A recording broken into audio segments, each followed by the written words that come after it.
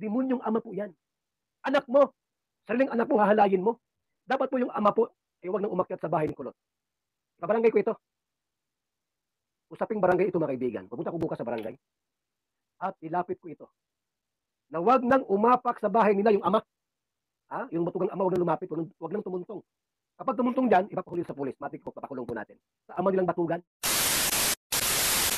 Hello mga sangkay, mga kalingap. Welcome back to my channel. Ito po muli ang inyong sangkay na si Sangkay Lons, muling nagbabalik. Kumusta kayong lahat? Sana nasa maayos na kalagayan ang lahat. Mapadito sa Pilipinas or sa mga nasa ibang bansa, dobling ingat tayo, no? So, mega love shoutout sa inyong lahat, sa Team Sangkay Original, Team Sangkay Sponsors, Team Kalingap, Kuya Val, Ate Edna, Kalingap Rob. Sa lahat ng aking mga followers, supporters, and subscribers, sa mga lolos, lolas, FWs, and PWDs, mega love shoutout sa inyong lahat, and of course, I love you all. Ayan. Mega love shoutout sa lahat ng aking mga sponsors, kay Tita Bing, ang kanyang YouTube channel ay Horben TV Vlog, subscribe po natin. Ang tita kong Vayot, si Tita Mina Jaramillo, si Mamita ng San Diego, California, at si Manay Tere ng San Diego, California, at sa lahat ng mga nagmamahal kay Sangkay, mega love shoutout sa inyong lahat. Ngayon darako tayo sa ating batian portion. Bago tayo dumako sa ating pag-uusapan, no? So, mega love shoutout kay Mary Ann Saraban, kay Alma Oda, Alma Oda, kay Estrella Ngo, Terry Plamor, and also kay Tita Sally Panaligan ng USA. So, sa inyong lahat, no, thank you so much and mega love shoutout sa inyo. So, ngayong araw na ito mga sangkay, gawa tayo ng reaction video. Ito patungkol sa live ni Kuya Val, no, na kahit si Kuya Val na alarma, no, dito sa pangyayaring ito kay Kulot, no, at tinawag pa ni Kuya Val, no, na batugan yung tatay ni na Kulot, no, ni na Shena, ni na Bombay, no. So, panoorin natin itong live na ito ni Kuya Val, din after natin naman panood. Magbibigay ako ng opinion or koro-koro patungkol dito. Tara, mga sangkay, mga kalingap, panoorin natin. Alam niyo ba, parang nakakatakot mga kalingap, no? Na halimbawa po, naiwan sa bahay, kailang dalawa ng magulang mo, yung ama mo. Tapos maliligo ka. Sabay baka pwede kang pasukin sa loob. Anong klaseng ama ito? Kung po maisip kung bakit ganito ang ama nila. Kung totoo man po sinasabi ni Kulot o na para siyang gustong halayin ng magulang, ng ama. Di ba, hindi kaligtas sa sarili mong magulang. Halip na yung ama po ang magbigay po ng proteksyon sa anak, ay parang hindi kaligtas sa kanya. O magluluto ka dyan. Yung papa mo nakaupo sa lamisa, tapos nag-i-imagine, kung anak ko, hahalayin ko ito. Hahalayin ko ito. Anong klase? Demonyong ama po yan. Anak mo, sariling anak mo, hahalayin mo. Tapos maligo ka siya, di ka ligtas. Ako ba kasi papa pumasok sa loob? Siguro po ito'y mahilig sa comic, itong ama nito. Mga love story about sa anak, nagmahal sa ama. Mayroon ganun mga kayo, sa mga internet po, siguro may mga ganun, no, nakapanood siguro ng ama. Pwede po na ito. Yung anak ko ay aasawahin ko. Baka ito'y nakapanood po ng ganun. Itong ama nila Kulot at ni Bombay. Baka nagbasa ng mga diary, mga love story, o sa internet, sa YouTube na anak nagmahal sa ama. Ama, minahal yung anak. Kaya nagkaroon po ng lakas ng loob na gawin niya ito. Kasi Kulot po ay hindi na po siya ligtas sa kanyang sariling pamamahay. Alam niyo ba mga kaibigan, nung nag-usap kami ni Kulot, usap kami po. Hindi man usap talaga, tanong lang. Sabi ko, Kulot, gusto mo bang ipakulong natin yung ama mo? Kaya kong gawin yan. Yung mga pulis ako diyang kaibigan, mga nasa DSWD, hindi natin lapitan para basta sabihin mo na yung totoo. Ayaw niya po. Ayaw kong ipakulong yung ama. Grabe mga kaibigan, yung kanya pagmamahal ng bulang. Anong sabi nung kapatid mo, sila Shena? Anong sabi ni Kulot? Nagalit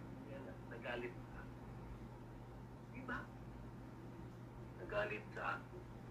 Walang ibang mapagsumbungan yung bata, yung panganay lang. Nagalit. Bakit po? Kasi ngani ko, kasiraan sa pamilya. Yung ama nilang batugan na yan, abay, pinagtanggol ng panganay na anak. Hindi mo ba alam ko doon na pagka nilabas yung kwento na yan, masisira ang ama ka? Nagalit. Nagalitan si Kulot. So, siyempre po, tahimik ka. Walang kumampi sa'yo, Hindi ka kinapihan ng kapatid mong panganay. Takot ka po na isabihin sa'yo ang lahat. Umiyak siya. Ate, hindi na akong gasahin ni Papa. Mabuti ako'y nag-isip. Huwag mo ba kaya niya? Kaya mo, iyan mo na si Papa. Patawarin mo na. Hindi ganun po. Alam niyo po mga kalingap, may trauma yung bata. Sabihin na natin na, na ginawa ng ama. Abay, dapat niya panagutan ito. Yung, Lord, pasensya ka na, ako'y nakadruga, nakainom. Hindi pwedeng gano'n. Baka, siyempre po, sa bahay po nila, walang ibang nakatira, sila lang. Wala rin panganay ay nag-asawa na po. Ikalipin partner na. Kasi maiwan dyan. Madilim. Bombay, Sikulot. Yung amang batugan po, baka nandun lagi yan. Nag-aabang na walang tao, walang kasama si Kulot. Ayan. Sigurado po ito. Masamang plan. Alam mo mga kalingap, mga kaibigan, dapat to gawan to yung apa nila ng, anong tawag dito po na hindi na pwedeng umakyat sa bahay. Pagka sa isang bayan po, isang city, may tawag dyan Anong tawag dyan mga kalingap? Yung may term na ginagamit dyan na hindi na pwedeng umakyat sa bahay yung ama. Hindi pwedeng pumasok. Pero niya, halimbawa po, may ginawa kang mali doon sa isang bayan, di ko, nasa tila ko na, di ko na mabanggit. Ano nga po mga kalingap yung tawag doon? May tawag dyan po, mga kalingap, hindi PRO, hindi yan. Yung isa pa po, ito yung nangyari po kay ay Dilas Alas ito. May isang bayan, sa Quezon City po, di sa pili tumapak doon. Pagkat mayroon siyang ginawa na salita po na hindi maganda. Ano daw po, kung alam nyo ito, yung term na ginagamit po mga kaibigan, pero itong ginagamit na terminology, hindi po yung gayong petition sa barangay. Pero yung ginagamit po na isang termino, hindi po ban, hindi rin po ban. Meron pong ginamit doon na isang, na hindi pwedeng persona non grata. Persona non grata. Tama yun, no? Sabi ni Gia. Dapat po yung ama po, huwag nang umakyat sa bahay ni Kulot. Pabarangay ko ito. Usaping barangay ito mga kaibigan. Pupunta ko bukas sa barangay. At ilapit ko ito. Na huwag nang umapak sa bahay nila yung ama. Yung batugang ama, huwag nang lumapit. Huwag nang tumuntong. Kapag tumuntong dyan, ipapakulil sa polis. Matik mo, papakulong po natin. Ginagawa na, yun na po dapat iiwas sila sa ama nilang batugan. Ay, umiyak na yung bata, mga kaibigan, umiyak na yung bata. Umiyak na yung bata. Siya po, mga kaibigan, nagulat siya, no? Hindi naman ganyan si Papa. Ang bait ng Papa ko. Bakit nagkagayaan siya? Nakabasa po ng tik-tik. Ano yung tik-tik sa magazine ko? Ay, mga bold magazine. Baka nakabasa ng tik-tik. O kaya po ay nakapanood ng mga kwento sa internet tungkol dito.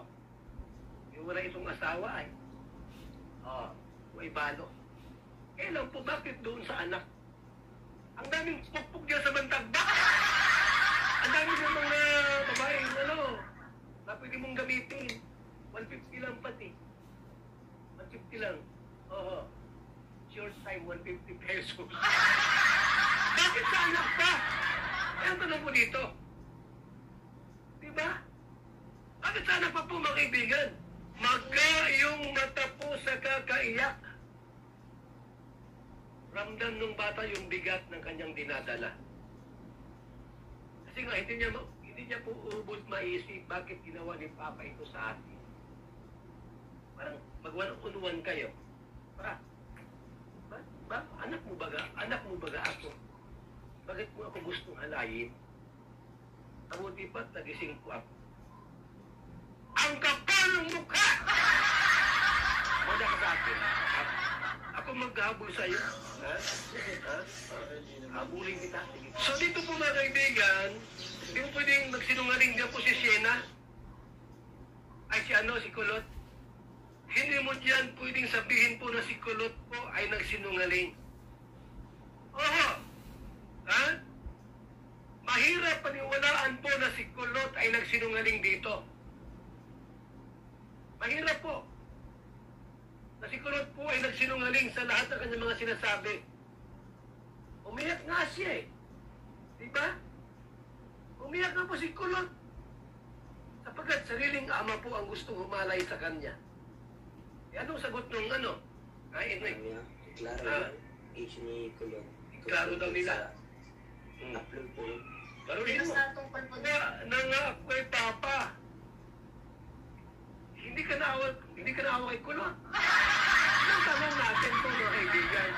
Naawa sila kay Papa nila. Kay Kulot, di kayo naawa. Pinagalitan ninyo. Kung sino pa yung agrabyado po, yung pa ang inyong pinagalitan. Ipapa namin yan, Kuya Val. Dapat ipagtanggol po namin yan. O sige, Papa ninyo. Papa rin ang Kulot yan. Papa ninyo na gumawa ng kalukuhan. Tuloy natin po mga kaibigan, ha? Tinutukoy sa age yan. Ha? O. Kaya ikaklaro po namin na siya na yung Ikaklaro. na yung napangyayari. O sige, sabihin nyo na lahat. Para malaman po. Magkampi na kayo.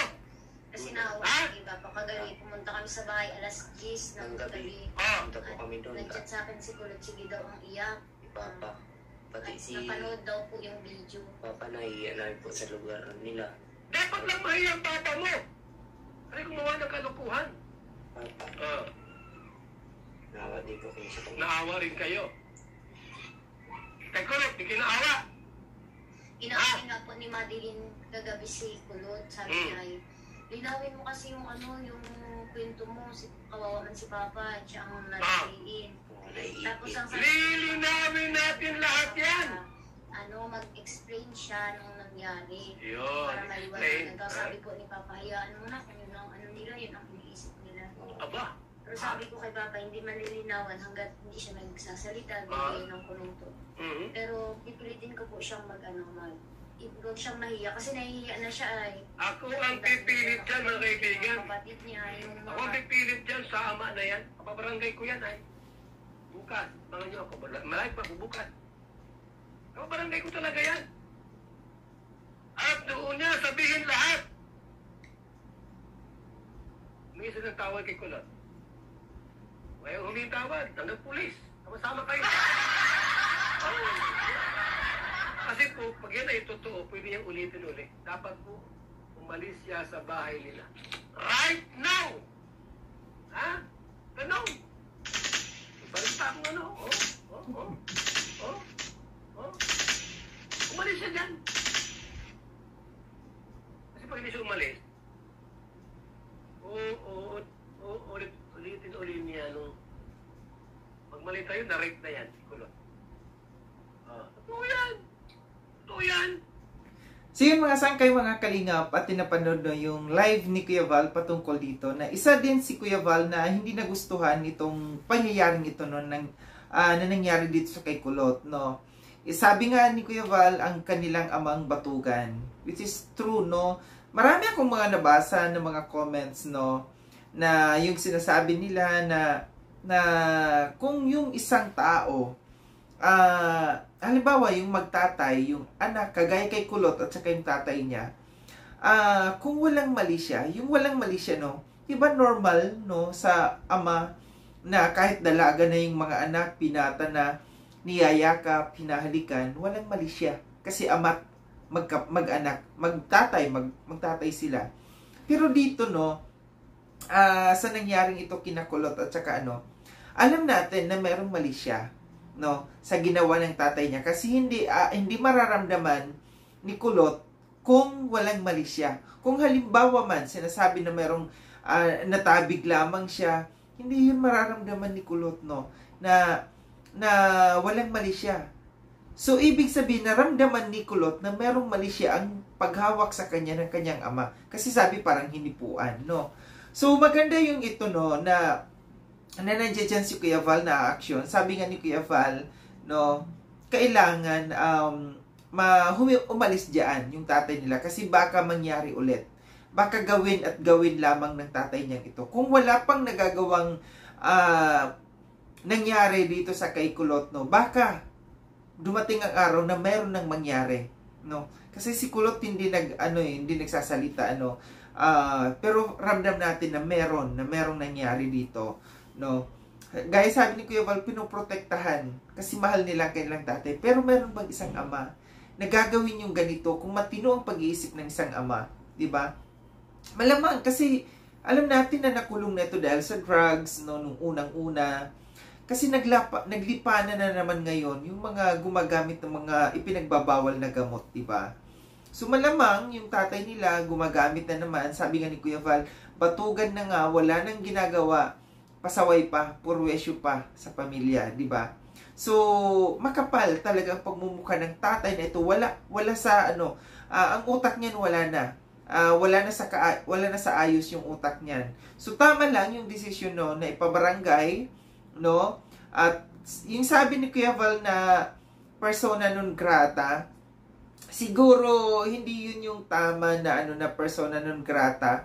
Ang lang diyan, merong kasulatan, no, sa barangay na hindi pwede pumunta or pumasok pa. Merong metro yan Meron yung ilang metro, ilang haba, ilang kilometro or metro yung ganyan na hindi pwedeng lumapit, no, yung isang tao doon sa taong nagrereklamo, no. So yun yung dapat, no, yun yung dapat mangyari diyan.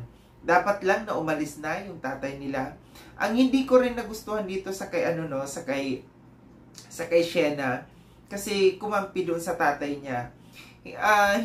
Yung kung sino pa yung naagrabyado, yun pa yung hindi kinampihan at kanilang pinagalitan. Natural, yung tao, si Kulot, no, iiyak na lang kasi wala siyang maramdaman na may kapatid siyang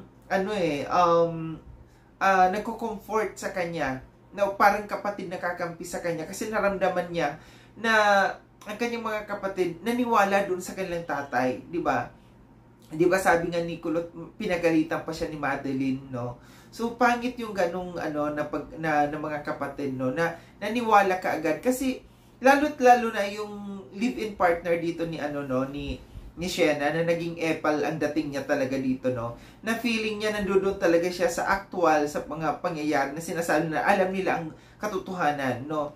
Alam nila natin na wala sila doon sa actual na pangyayaring yon, no. Madaling magsalita sa kanila ganon na napapaniwala sila ng kanilang tatay, no. Pero hindi nila naramdaman, hindi nila naisip na mas may kawawa dito yung kanilang kapatid, no, na agrabyado. So tama lang, no, yung hakbang na gagawin ni Kuya Val, na sana matulungan ni Kuya Val, no, na maalis yung kanilang tatay diyan na walang silbi. Masasabi natin tatay na walang silbi, no. Dapat maalis diyan sa kanila kasi kung tutuusin yung bahay na yan na pinagawa ng Kalingap, hindi yan dapat nandiyan ang tatay nila, no, para yan sa magkakapatid, no. Kasi alam natin, dahil yung sabi ni Kuya Val na inulit-ulit na sinasabi ni Kuya Val na walang silbing ama, which is true, walang silbing ama. So sana noon makamtan ni Kulot yung justice, no, at sana maliwanagan, no, yung kanyang mga kapatid, no, na hindi sila ma-brainwash ng kanilang ama, na ang kanilang ama ay ubod ng sinungaling talaga yan, no, at walang silbi na ama, no, sa kanila. So dapat, no, yung magkakapatid na yan, kung noon nagkaisa sila nung wala yung kanilang ama, dapat ngayon din magkaisa sila, no, wag silang maawa sa kanilang ama, no, kasi nabuhay naman sila na wala dyan yung kanilang amang yan, di ba? So yun yung natin dito, na sana mabigyan ng justice, no, magawan ng ni Kuya Val talaga na matulungan itong si Kulot. Dahil alam ko na maraming naaawa dito sa kanya at alam ko na maraming hindi nagustuhan yung ginawa dito ni Shena, no, na kanyang pagpapaliwanag kasama yung kanyang live-in partner na maling-mali yung kanilang ginawa. So muli maraming salamat mga sangkay no sa panonood. Sa mga hindi pa nakapag-subscribe kay Sangkay Lon, subscribe nyo po ako. Click yung notification bell para updated kayo sa lahat ng mga videos na aking gagawin. Like and share itong video na itong mga sangkay. Kita-kits tayo ulit sa susunod na video na aking gagawin. Ingat kayo sa ang dako ng mundo bang kayo naroroon. Paalam ng mga sangkay mga kalingap, paalam.